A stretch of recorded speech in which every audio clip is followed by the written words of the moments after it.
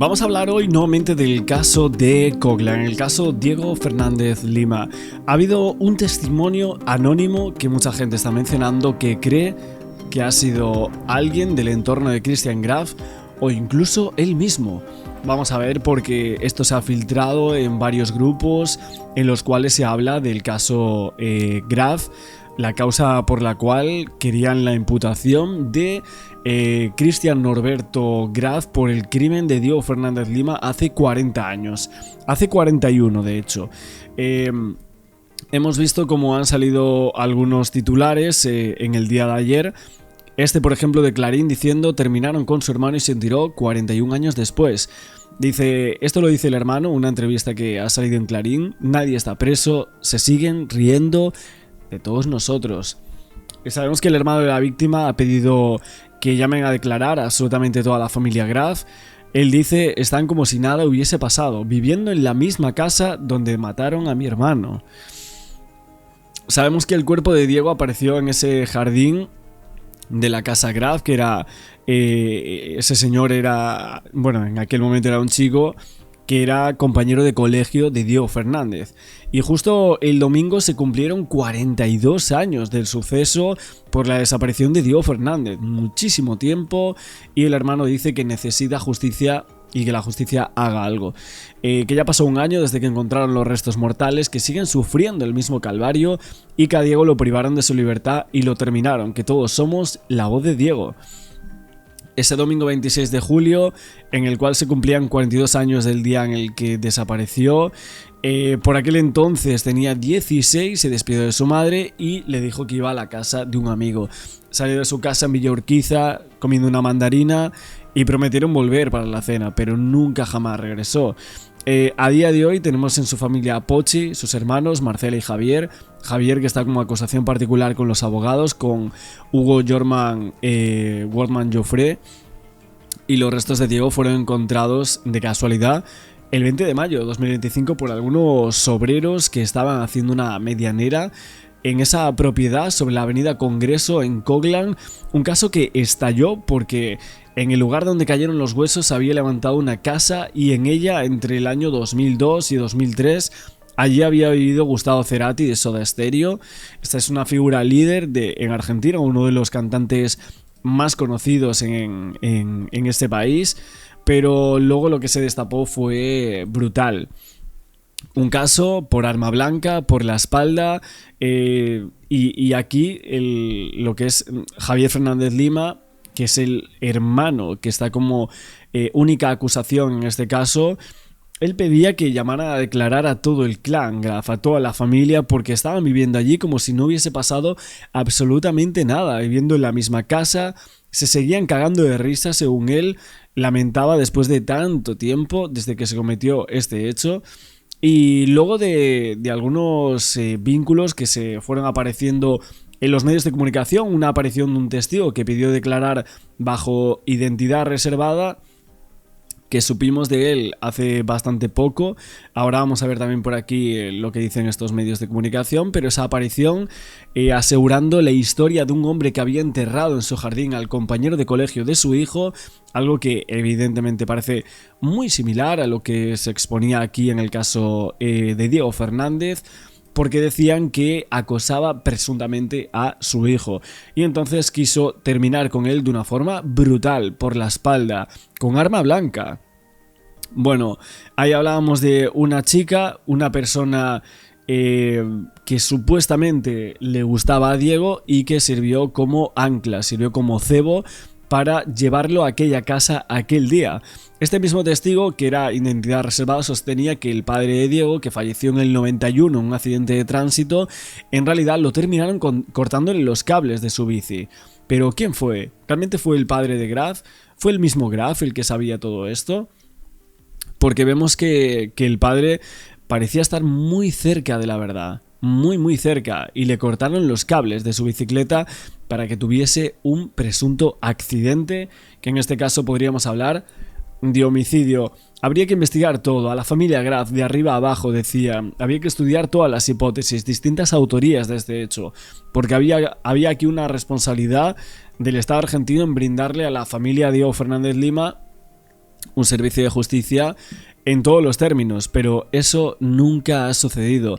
A día de hoy está todo bajo investigación. Los jueces habían declarado que, más allá de creer que Christian Graf o su familia pudiese estar involucrada en un delito de presunto homicidio que habría prescrito ya por haber pasado tanto tiempo, podrían estar al tanto de lo que sucedió aquel día y obviamente ser cómplices de este delito y no contar lo que realmente sabían al momento de la aparición de los restos mortales de Diego Fernández Lima. Vamos a ver también por aquí a Virginia Messi, la periodista de policiales que escribió un libro, bueno, que es una de las últimas cuestiones a abordarse dentro del caso de Diego, y bueno, ahora lo vamos a mencionar. Aquí dicen: el joven Diego Fernández, 26 de julio del 84, desaparece sin dejar ni rastro. 26 de julio se cumplirán 42 años del día en el que Diego Fernández Lima, por entonces un adolescente, se despidió de su mamá Pochi y le dijo que iba a la casa de un amigo, que iba a volver más tarde, pero nunca volvió a su casa. El próximo 26 de julio será ese aniversario y otro más. Hace exactamente un año que la familia descubrió qué le había pasado a Diego. No exactamente todo lo que le pasó a Diego, porque hay muchas cosas que se desconocen, pero sí que lo habían asesinado. Recordemos que el cuerpo de Diego Fernández Lima, que desapareció el 26 de julio de 1984, cuando tenía 16 años, fue encontrado por unos obreros que trabajaban en una obra en el barrio de Coglan. La obra se desarrollaba en un terreno donde se había levantado una casa en la que había vivido un tiempo Gustavo Cerati. Por eso el caso tuvo mucha trascendencia y esa trascendencia ayudó en la búsqueda. El fiscal del caso llamó a que lo ayudara al equipo argentino de antropología forense. Los antropólogos primero determinaron una cosa muy importante: Sí, igual si no fuese por el mediatismo de que allí vivió Gustavo Cerati en esa casa, que es una casualidad tremenda, y bueno, los Olmi también, o sea, gente famosa, ¿no? En Argentina vivió ahí en esa casa, quizás, bueno, en la casa de al lado, perdón, quizás no se hubiera sabido nada, ni siquiera quién era Diego, ni siquiera quién era su familia, quiénes eran los Graf. El caso hubiese quedado en la nada, seguramente. Tumba no estaba en el terreno donde se levantaba la casa, donde alguna vez había vivido Gustavo Cerati, sino en la casa de al lado, de una familia de origen alemán de apellido Graf. Recordemos también que para ese entonces, para cuando se hallan los restos, con un reloj, con otras cosas que ayudaron a identificarlo, no se sabía quién era. La difusión del caso hizo que la familia de Diego se preguntara si no podía ser él, y un ADN determinó que sí, que efectivamente era él. Por eso este 26 de julio también va a ser el primer aniversario en el que la familia tiene a Diego en el cementerio de Chacarita. Bueno, y otra cosa más que queríamos mencionar por aquí. Bueno, estaba justo aquí colocando esto. Vemos aquí este vídeo, lo vamos a colocar mientras hablamos de esto, pero básicamente hay aquí una cuestión que quería mencionar. Espera, voy a ponerlo un poco más así a mitad. Perfecto, ahí nos vale. Básicamente lo que os quería mencionar es que hay una publicación anónima en un grupo hablando en memoria del caso Diego Fernández Lima, que ha aparecido hace tan solo unas horas, la he visto y me ha llamado muchísimo la atención, porque dice: podría haber sido cualquiera el asesino. Mira cómo empieza ya esto, Fijaos cómo empieza esta cosa, diciendo: podría ser cualquiera y muy probablemente esté muerto el asesino. Esa zona era de baldíos y zaguanes alrededor de la estación de Coglan. Insistir en acusar y acosar a los compañeros sin pruebas claras, ni arma ni motivo, roza el delito, y jugar a ser juez siendo periodista es cuando menos intrusivo.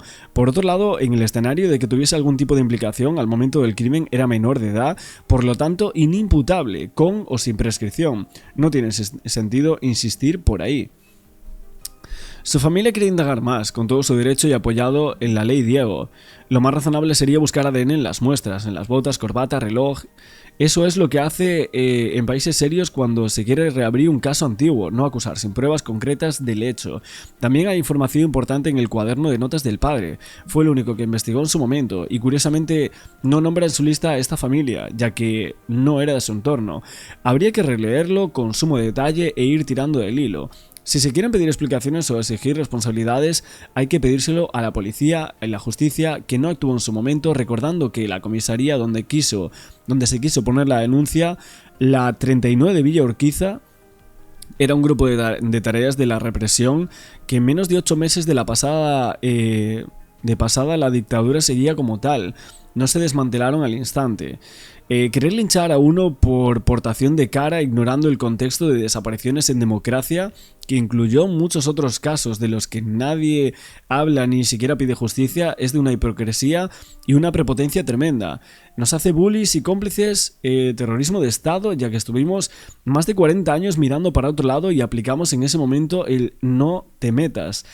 Hoy no sabemos si fue una bandita, un grupo de tareas, un amante, un amigo o un espontáneo. Hay que pedir el ADN y la libreta para ir descartando, y más memoria, por favor, que descanse en paz, paz a su alma y también a su familia.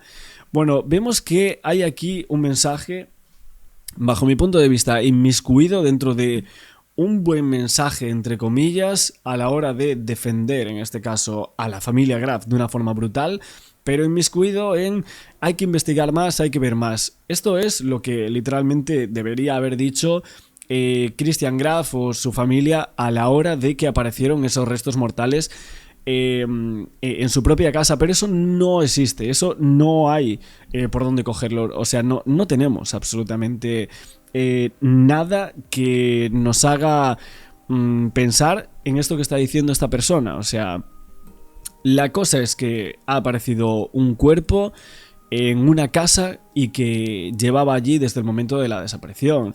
Hace 40 años que estaba enterrado en esa casa. ¿Quién vivió allí todo ese tiempo? Pues la familia Graf. Es que es muy difícil, ¿no? Creer, no, es que me plantaron un cuerpo allí, entonces pudo haber sido un amante, una bandita, dice, una bandita, o sea, que lo deja allí en esa casa. ¿Por qué? ¿Por qué lo iba a dejar allí? Que pudo haber sido un amigo de él. O sea, es que aquí ya es como... No, es que se está especulando muchísimo. No, es que este comentario especula incluso muchísimo más. O sea, un espontáneo, alguien que pasaba por allí y lo deja dentro de esa casa sin que nadie lo vea. Pero bueno, pero es que ¿quién está diciendo este tipo de cosas? Es que al final es incluso peor que los abogados defensores de Christian Graf. Es que me parece una cuestión que no tiene sentido, aparte de por qué escriben anónimo, ¿no? Esta persona. Bajo mi punto de vista, creo que tiene que ser alguien del entorno. De hecho, hay gente diciendo, seguro que tienes que ser Christian Graf o el abogado que tiene, no puede ser otro. Otra gente decía, pero el cuerpo estaba en el jardín de esa casa, si hubiera quedado muerto en la calle o en otro lugar, pues entonces podríamos estar hablando de otras teorías. E incluso la familia Graf lo hubiese encontrado al hacer reparaciones o al construir un cerco o plantar un árbol en esa zona, porque ellos presuntamente sabían que el cuerpo estaba allí. Y hay muchísimos indicios, no tan solo gente que dice, no, es que son bullies, es que son gente que están exponiendo a la familia Graf y a él mismo porque era menor en aquel momento, etcétera, y no tiene sentido esto, no tiene sentido acusarlo. Bueno, realmente no somos ni los youtubers ni los periodistas, no, es que es la fiscalía. O sea, los fiscales de este caso aseguraban que Christian Graf presuntamente y su familia supuestamente sabía que allí estaba el cuerpo de Diego Fernández Lima y que había una serie de indicios bastante claros que se exponían en torno a esto. O sea, no es que nosotros lo estemos diciendo, es que hay una justicia, unos fiscales que evidentemente creyeron en esto. Bueno, dice, a la primera que hay que investigar es a Ingrid Graf. Bueno, Ingrid es la hermana, ¿no?, de Christian. Dice, pedir ADN de su hijo mayor para determinar si su padre genético es el señor Freeman, que es una persona con la cual se casó, de origen alemán, como los Graf. Y dice, lo más probable es que su hermano la esté encubriendo. Hay coincidencias demasiado sospechosas y que encajan muy bien. Hay algo que llama la atención y que muchos se preguntan, con todo respeto, claro, es que es por la hermana de Diego. No está acompañado en esta causa con su hermano Javier y su mamá. Que ojalá la justicia avance en todo esto, pero es cierto que siempre se llegó a mencionar no, es que la hermana se fue justo al momento de los hechos. Y fíjate que cuando se está removiendo tierra en ese lugar, ella aparece de la nada allí, diciendo, no, es que mi madre pues tiene un problema de salud, había que acompañarla, y viene a acompañarla. No sé cuántas horas eran en coche, como 15 horas en coche para acompañarla a un pequeño problema médico. Pero bueno, raro. O sea, una casualidad, una extrañeza en torno al caso que a mí me llama muchísimo la atención. ¿Qué queréis que os diga? Por eso la gente, cuando sigue el caso, dice... no sé qué esperan para investigar muchísimo más a la hermana de Graf. Y también me preguntaba lo mismo sobre la hermana de Diego. ¿Qué pasa en ese punto? ¿Por qué no está como acusación? ¿Por qué no ha salido? Más cosas. Dice, si es en esa casa y la de al lado era un grupo de tareas que estaban asociados o tenían algún tipo de negocios oscuros, alguien de la fiscalía o policía lo sigue encubriendo. Se tiene que investigar por ahí también. Es muy raro que alguien termine a otra persona por nada. Tendría que haber sido por algo muy fuerte. Y por lo que dicen Diego, era un chico tranquilo, etc. Bueno, obviamente aquí tenemos muchas teorías sobre qué es lo que pudo pasar. En alguna ocasión se mencionó algún tipo de represalia, ¿no? Alguna represalia por parte de la familia Graf a Diego Fernández Lima. Esto es lo que se había mencionado en su momento, que supuestamente Diego pudo haber estado con la hermana presuntamente. Esto es lo que algunas teorías llegaban a decir, y entonces eso no gustó para nada ni a Graf, que era su compañero de escuela, ni tampoco a su propio padre, que presuntamente entre los dos habrían terminado con Diego Fernández. Dice Viviana también, otro mensaje más acerca de este anónimo, que mucha gente está diciendo es que es la esposa de Graf, o incluso es Graf el que ha escrito esto. Dice, se supone que alguien decidió enterrarlo allí. Vos me decís que como eran los Graf con el jardín, se levantaron al otro día y no vieron absolutamente nada, ni tierra removida, ni olieron nada, ni escucharon nada esa noche, ni ningún vecino les dijo que habían entrado a su casa. Por favor, coherencia, dice esta persona. Hasta para disimular la tierra removida plantaron esa planta que nadie debía tocar. Hasta incluso la Daniela, ¿cómo era? Daniela Bregoni, creo que era.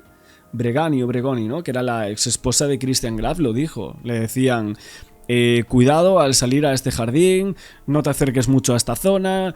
Y luego, 40 años después, o bueno, menos, unas décadas después, ella recuerda esto diciendo, ostra, yo cuando estaba en esta casa iba al jardín y a mí me decían que no me pusiese aquí, que no removiese allí, y fíjate lo que había allí, un cuerpo. Es que ese testimonio es brutal, bajo mi punto de vista. Te deja bastante claro que lo que está exponiendo este anónimo no puede ser verdad de ninguna manera, no puede ser. Entonces, ¿qué es lo que están pretendiendo hacer aquí estos participantes de forma anónima? Que den la cara, y si realmente son de la familia Graf o del entorno, que den la cara nuevamente, que den una entrevista, que aseguren, nosotros no hemos ido por esto o por lo otro, nos han plantado este cuerpo, pero creemos que es por esto, porque nosotros estábamos metidos, pues no sé, en una competición de motos, y yo me metí con Diego Fernández contra un chico en aquella época, y creo que podían ir por ahí los tiros. No sé, por ejemplo, que den algo, ¿no? Que den alguna pista. Pero es que evidentemente ellos o alguien de esa familia sabía que supuestamente allí había un cuerpo. ¿Pero por qué lo sabían? ¿Quién había sido? Muchas preguntas, ¿no?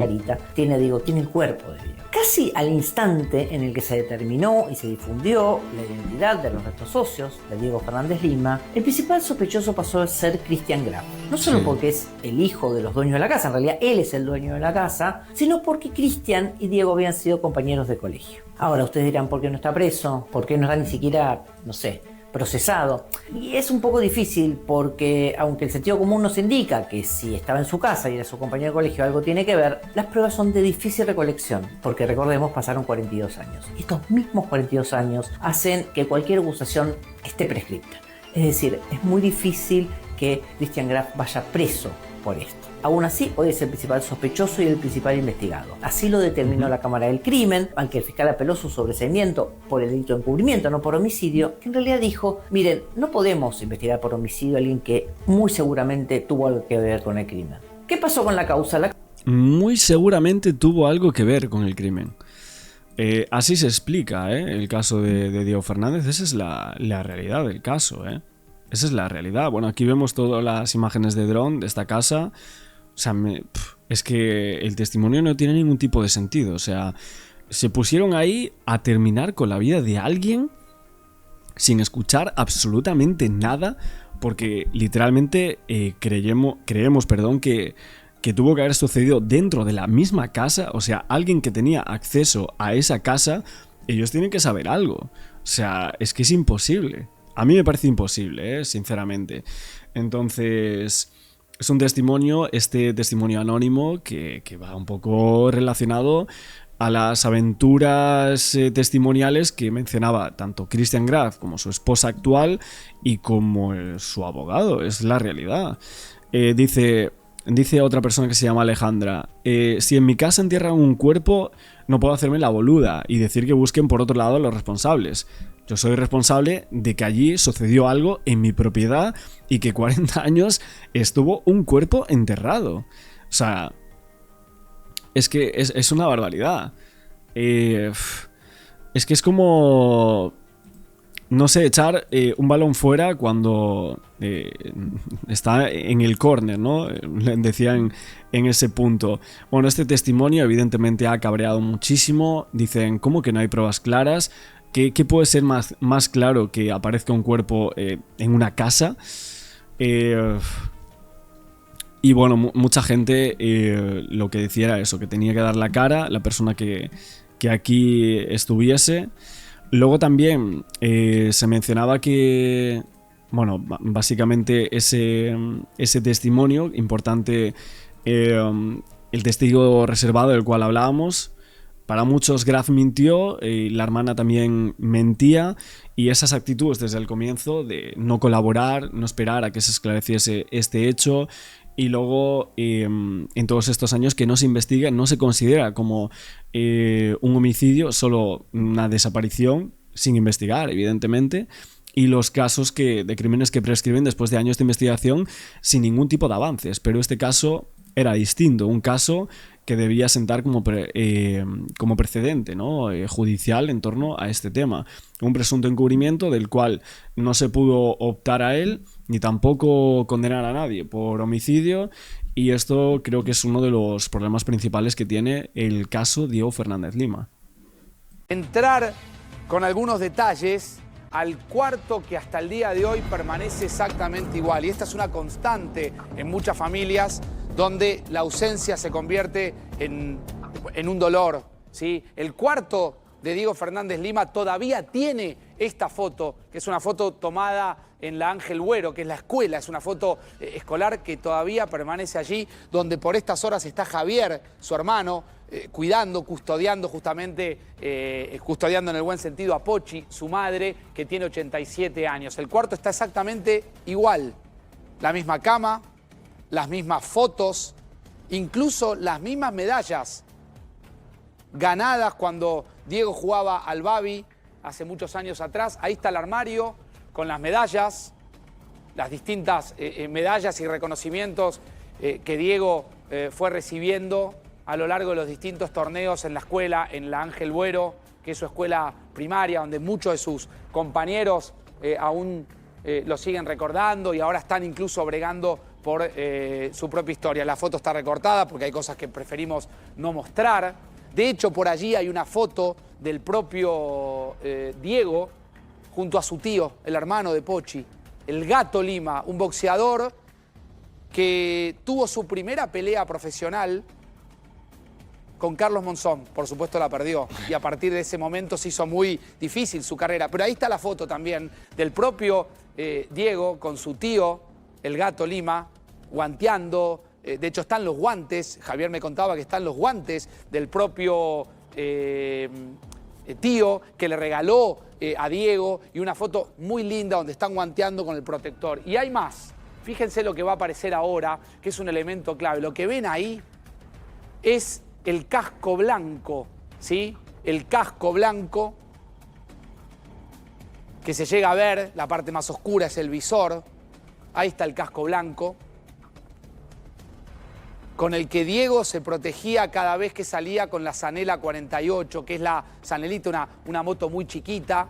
Todavía la familia mantiene esto, todavía la familia tiene estos recuerdos, porque como dijimos, para la familia de Diego Fernández Lima, Diego no murió hace 41 años como la prensa, como todos contamos, sino que murió exactamente hace un par de días, cuando el match genético terminó de confirmarle a esta familia que en efecto esos restos óseos hallados en el terreno de Congreso 3742 eran 3748 eran, bueno, en el terreno lindero eran de Diego Fernández Lima. Y ahí está su casco, ¿sí? La impronta del recuerdo de esta habitación donde ahora está Javier, su hermano, ¿sí? Y donde todo quedó en pausa, como detenido desde aquel 27 de julio de 1984. Dame la imagen del momento en que la familia de Diego busca y busca y busca. Y voy a contar algo acá.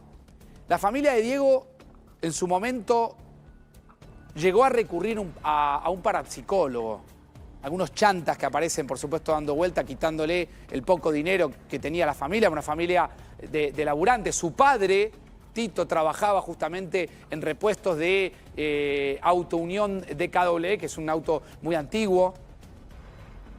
Y tuvieron que ir a poner plata con parapsicólogos a los pocos meses, a las pocas semanas de la desaparición de Diego. Y fueron a Salta, a Orán, por una pista que tenían. Y fueron a Luján, y fueron a Lanús, y fueron a Corrientes, y fueron a Mendoza. Iban recibiendo información. Y los medios no le abrían la puerta a la familia de Diego. Y esto también hay que marcarlo.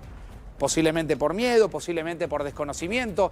No existían protocolos de búsqueda. No existía, por ejemplo, la alerta Sofía, que sí existe ahora, más toda la tecnología que tenemos. La única revista que los recibió fue la revista Esto, con una redacción de lujo, ¿sí?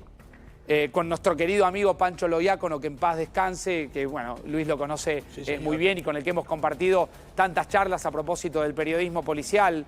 Seguramente por allí estaría Marta Ferro, un emblema del periodismo policial en la Argentina, y muchos otros jóvenes periodistas que se iban formando para después salir a la vida. Y lo que van a ver acá es la imagen del momento en que la revista Esto va en busca de la familia de Diego Fernández Lima, y ahí están Pochi y Tito, sus padres, de espaldas a una cronista que no logramos determinar. Creemos con Luis que se llama, digamos, que se trata de Muñeca, que es un emblema Muñeca, también. Elvira Migale. ¿Quién sería, Luis?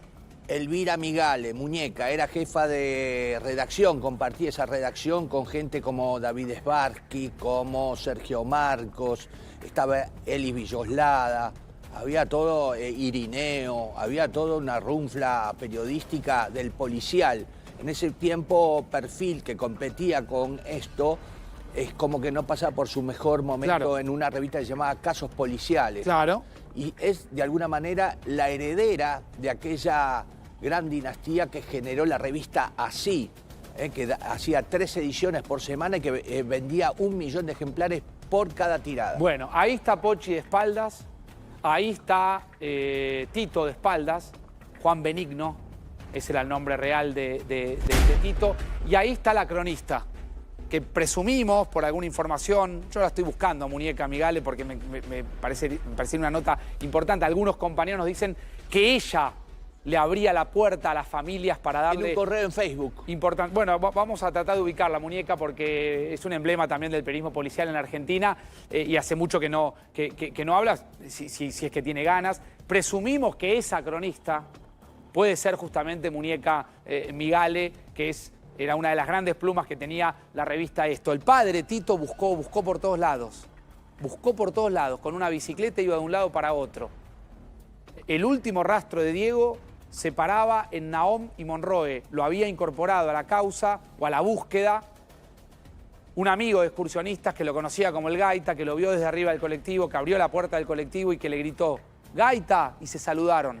Fue lo último que se supo de Diego. Y había un convencimiento por parte de Tito que cada rastro que encontraba lo guardaba en su cuaderno, un cuaderno símil cuero negro, con una inscripción que decía 1983, y él ahí guardaba y anotaba. Y en un momento determinado cae una pista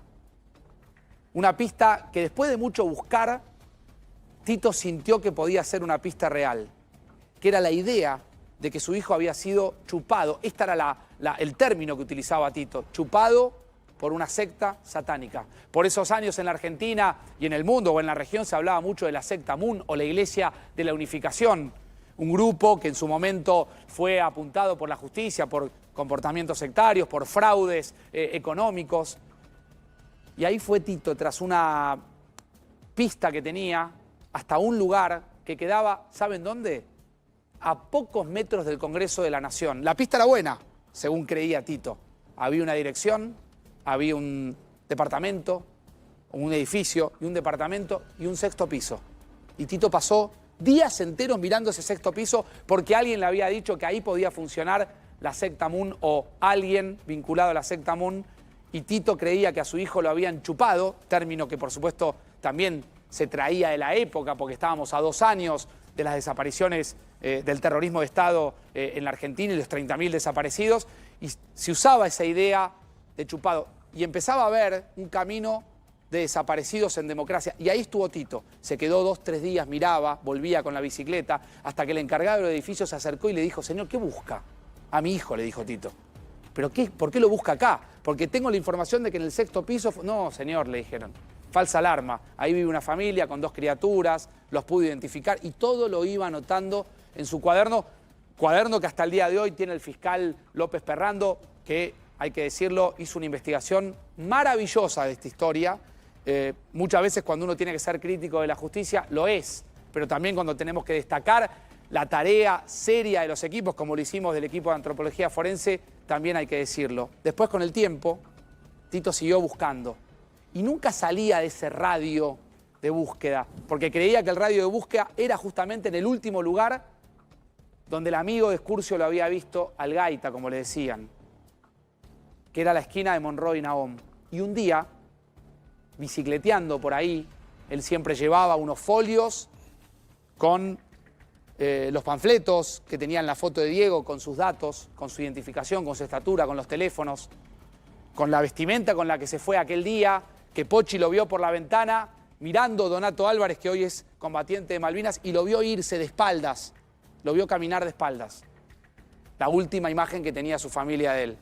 Y ahí andaba Tito, y exactamente en Congreso y Galván, le pasó por encima una camioneta de reparto y lo mató en 1991, y murió creyendo que Tito había sido chupado por una secta justamente satánica. Pero el tiempo pasó y en un momento determinado la familia se acerca gente de algo que se llamó la Comisión Esperanza. Van a ver una imagen acá, van a ver una imagen.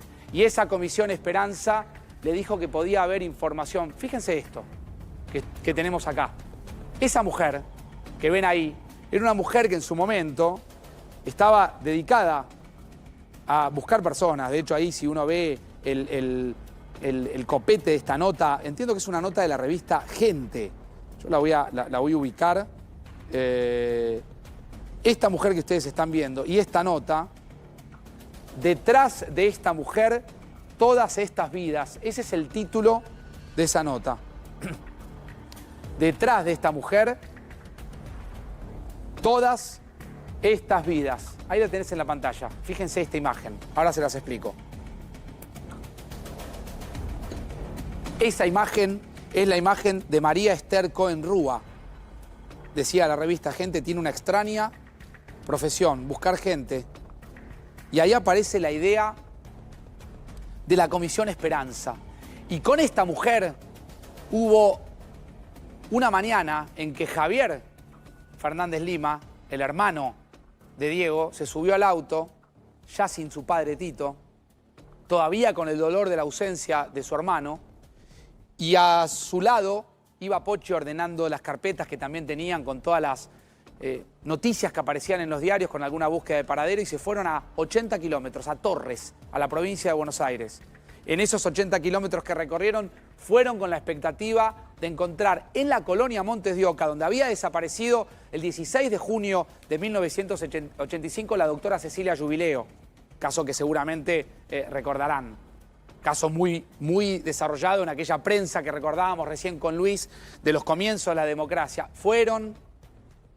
Llegaron hasta la colonia Montes de Oca, había un enfermero que un tanto temeroso se acercó para decirles, bueno, vengan por acá. Había un NN y ese NN respondía a las características de Diego Fernández Lima. Llegaron hasta un pabellón, entraron, se encontraron con un muchacho, por supuesto, con alteraciones mentales, un paciente de la colonia Montes de Oca, y a Pochi le bastó un segundo para darse cuenta que ese no era Diego, y que volvía a aparecer, ¿sí?, en la línea de tiempo de esta familia otra falsa alarma, otro detalle, otro hito que lo llevaba justamente a la desolación. 41 años pasaron de búsqueda incesante, donde también hay que remarcar que el Estado fracasó en ese sentido. También hay que remarcar eso, que el Estado fracasó, ahora que tanto está de moda hablar del rol del Estado. Ese Estado, de la vuelta a la democracia para acá, con esa policía, que muchas veces estaba involucrada en algunos crímenes, otras veces ayudaba a esclarecerlos, pero en el caso de Diego, el Estado no pudo hacer absolutamente nada y durante 41 años tuvieron que justamente esperar. Te veía, Juan Pablo, a sentir con la cabeza. Sí, sí, no, efectivamente, ¿no? Creo que ese es el gran punto, ¿no? Y a veces esto nos retrotrae a la actualidad, ¿no? A veces tenés casos que en pocos días decimos, bueno, ¿cómo que no encuentran a tal persona? Y aquí transcurrieron más de 40 años sin que se pueda llegar a nada. Y paradójicamente, y coincido con algo que aquí se dijo, yo creo que aquí ahora hay una alta probabilidad de llegar a la verdad, ¿no? Por eso creo que debe prevalecer el derecho a la verdad de esta familia, incluso por sobre las discusiones que haya sobre la prescripción, ¿no? Esto es muy importante, así como en delitos de lesa humanidad, en delitos sexuales, así como en materia internacional se habla de derecho a la verdad, yo creo que se está increíblemente cerca de poder llegar a resolver algo que efectivamente el Estado trabajó desastrosamente, ¿no? Yo creo que hay un gran desafío para que va adelante. El doctor Perrando me parece que está trabajando muy bien, está pidiendo ciertas diligencias que son bastante importantes para esclarecer un poco el entorno de aquella época. Yo creo que hay que hacer todo un análisis importante de las personas involucradas que pensamos que pueden estar y aquellos que han conocido en vida a estas personas, especialmente a Diego y al papá, y entender un poquito cómo fue el contexto y ahí llegar al motivo, al leitmotiv del asesinato, porque nadie mata por nada. Acá puede haber sido... Nadie mata, repita eso, profesor. Nadie mata por nada. Sin una causa, sin un motivo. O sea, ya sea por defensa propia, ya sea porque hay crímenes de odio, hay crímenes sexuales, hay crímenes de todo tipo. Entonces, países económicos. Pensar en jóvenes de 16 años que ciertos delitos ya escapan al tema de decir, bueno, acá puede haber sido una cosa política, lo que sea, porque son jóvenes. Pero igualmente los jóvenes, muy jóvenes, habíamos visto crímenes en otros países de chicos de 9 y 10 años que cometen delitos, y aquí el compañero de él, que tenía una edad similar, o tenía un poco más, tenía 18 años ya, Graf, tiene que saber algo. O sea, nadie entierra un cadáver en la casa del vecino. Siempre lo enterramos, el asesino lo entierra en su propia propiedad, porque ahí lo protege de que no se encuentre. ¿Me esperan? Sí. ¿Me esperan un minuto?